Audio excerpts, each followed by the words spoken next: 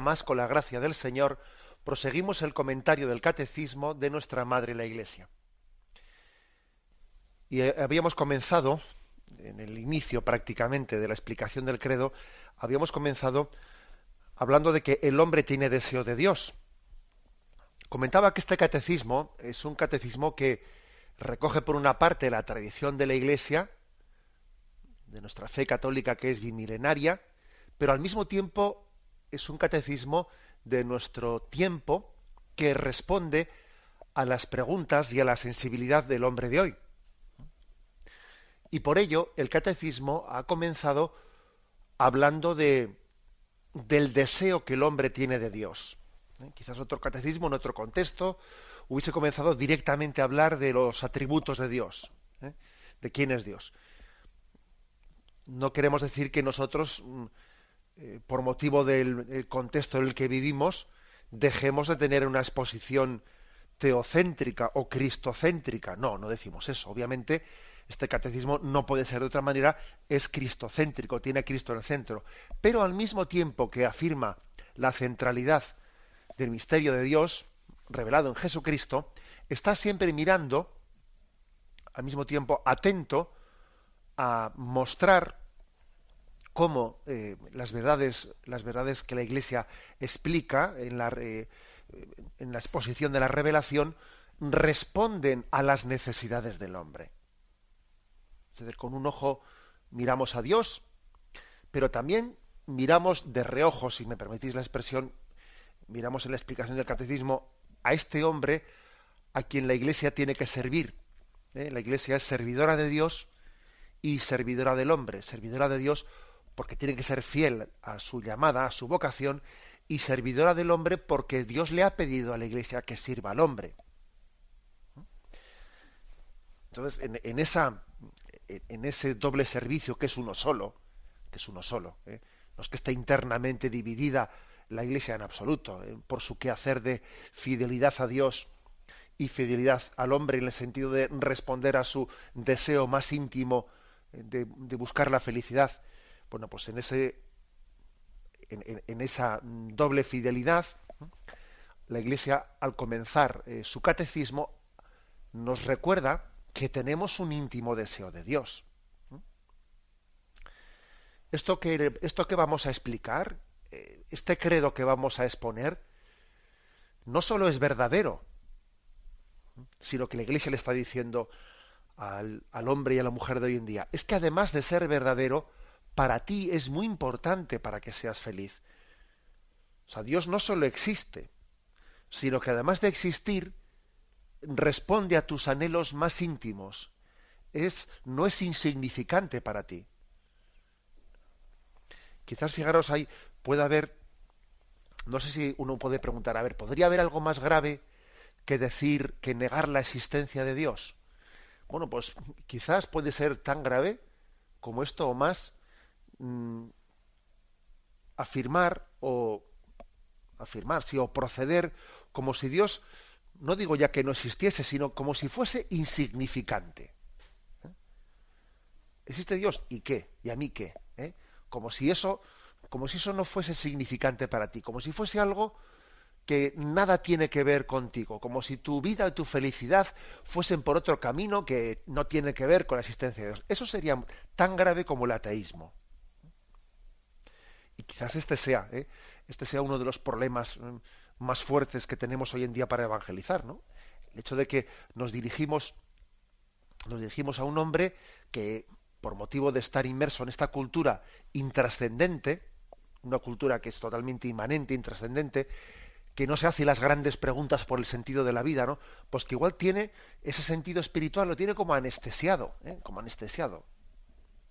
Y parece que no se hace las grandes preguntas, parece que este mundo está diseñado de una manera, pues para que no pensemos, ¿no? Para que no pensemos, consume y calla, ¿no? Consume y calla, tú dedícate a vivir el día a día, a sacar dinero, a pasarlo bien, a descansar, a esto, a lo otro, y nadie se hace la pregunta de qué sentido tiene esta vida. Bueno, nadie, ¿no? Estoy enfatizando, ¿no? Pues la imagen de una cultura intrascendente, ¿no? Bueno, pero ¿qué ocurre? Pues que la vida es corta, pero por otra parte es lo suficientemente larga para que haya momentos en los que ese planteamiento de negarse las grandes preguntas, pues tenga crisis. Hay momentos de crisis, pues que ocurren con situaciones concretas de una enfermedad, de un fallecimiento de un ser querido, bueno, muchas cosas, ¿no? También gozos inefables que uno no sabe exactamente, ¿no? Cómo, cómo agradecer y a quién expresar el agradecimiento. O sea, hay momentos, gracias a Dios, ¿no? Gracias a Dios, hay momentos en los que el planteamiento intrascendente de la vida, pues, hace aguas y el hombre se hace preguntas, ¿no? En esos momentos dramáticos, como digo muchas veces, a veces tiene que ocurrir algo dramático para que nos cuestionemos esta vida. Y además, no siempre suele ser por momentos dramáticos. Recuerdo, por ejemplo, haber leído a un famoso psicólogo hablar de la neurosis de la almohada del domingo, ¿eh? Y se refería a él, pues, a toda una generación, pues, que vive y trabaja entre semana, pues, con la única ilusión de que llegue el fin de semana cada vez más largo, que ya empieza ya no el viernes, sino que ya empieza ya el jueves por la noche a veces, o sea, intentando que el sentido de la vida sea pues la juerga del próximo fin de semana. Luego resulta que llega el fin de semana y pasa muchísimo más rápido que lo que uno hubiese supuesto, y además en él, en medio del disfrute y de los placeres, también hay grandes disgustos, hay constatación del egoísmo de los demás, constatación de mi propia debilidad. El caso es que llega el domingo por la noche y al día siguiente hay que volver a ir a trabajar o hay que volver a estudiar, y entonces esa neurosis de la almohada del domingo, pues viene a decir, pero bueno, ¿y esto va a ser toda mi vida así? Un eterno retorno, vivir amargado de lunes a jueves o de lunes a viernes para ver si después disfruto algo y luego se me escapa el disfrute como el agua que se te cuela entre los dedos de la mano y no puedes retenerla. Y toda mi vida va a ser así, un querer y no poder. Entonces, en ese momento en el que se percibe como un vacío existencial muy fuerte, claro que es un momento también, ¿no?, de constatación de que nosotros hemos sido creados para el infinito, y pretender saciar nuestro deseo de felicidad pues con la juerga del viernes a la noche o del sábado a la noche, pues eso es un imposible, ¿no? Porque hemos sido creados para el infinito, hemos sido creados para la eternidad, ¿no? Entonces, esta es la afirmación primera de la que partimos, ¿eh? La afirmación de que el hombre es un ser religioso, por naturaleza. Y claro, la gran tentación puede ser, no, el hombre medieval era un ser religioso. No, pero el hombre moderno no. ¿Eh? El hombre que después de la Ilustración y no digamos nada, ¿no? El hombre ahora pues metido en esta posmodernidad en la que quizás el único dogma es la ciencia, no es un hombre religioso. Eso es así, ¿eh? Pues aparentemente si uno hace una lectura de esas, digamos, que juzga las apariencias, pues ciertamente no parece, no, claro, es verdad que el hombre actual no es un hombre religioso, pero claro, profundizas más, conoces al hombre en su interioridad, ¿no?, y no en sus apariencias, y te das cuenta de que las cosas son distintas, ¿eh? El hombre actual sigue siendo un hombre religioso. Quizás para poder hacer esta afirmación hay que conocer al hombre por dentro, y hay que también constatar que hay una falsa imagen que nosotros mismos proyectamos hacia el exterior, ¿no? Una falsa imagen, pues de que responde a los estereotipos de lo que aquí se dice, pues que uno tiene que ser pues un hombre, pues para ser aceptado por los demás tiene que ser de una determinada manera, tiene que ser un triunfador, tiene que ser un tal, y así aparecemos, ¿no? Muchas veces nuestra imagen hacia el exterior responde pues a lo que la cultura pues exige de nosotros para considerarnos políticamente correctos o triunfadores, y sin embargo ese no es el hombre real, ¿eh? El hombre real muchas veces se descubre en las crisis que se provocan en nosotros por situaciones límites, o en, o en los momentos en los que Dios tiene capacidad, ¿no?, de de sacarlos a nuestro camino en los momentos en los que nos topamos con nuestra realidad. El hombre pues sigue siendo un hombre religioso. Esta es nuestra afirmación. Y Dios no solo existe, sino que Dios es el sentido de nuestra vida. Es el sentido de nuestra vida. Que si no tenemos esto claro, no nos atreveríamos a predicar. Nos atreveríamos a predicar, porque claro, sería como decir, oye, a mí no me hables de algo que no me interesa.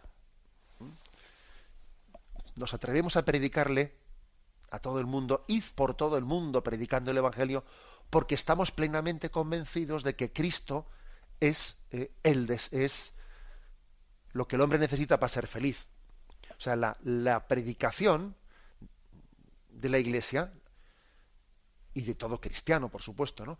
La predicación de la Iglesia tiene su razón de ser porque es el encuentro entre el deseo que Dios tiene de nosotros, porque el hombre, Dios tiene sed de nosotros, sed de nuestra entrega, Dios nos ama, y por otra parte nosotros tenemos sed de Él, tenemos sed de felicidad, tenemos sed de infinito, hemos sido creados para Dios. El hombre tiene hambre y sed de Dios, incluso aunque no se dé cuenta de ello.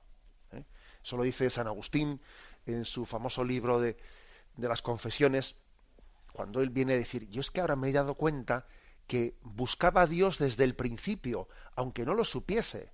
Dice, incluso cuando estaba robando una manzana, detrás de ese robar la manzana, en esa búsqueda que yo tenía de una satisfacción o de un liderazgo delante de mis compañeros, equivocado, ¿no? De ser yo el líder que saltase una tapia y robase una manzana, detrás de esos errores que yo he cometido en mi vida, en el fondo se escondía un deseo de Dios.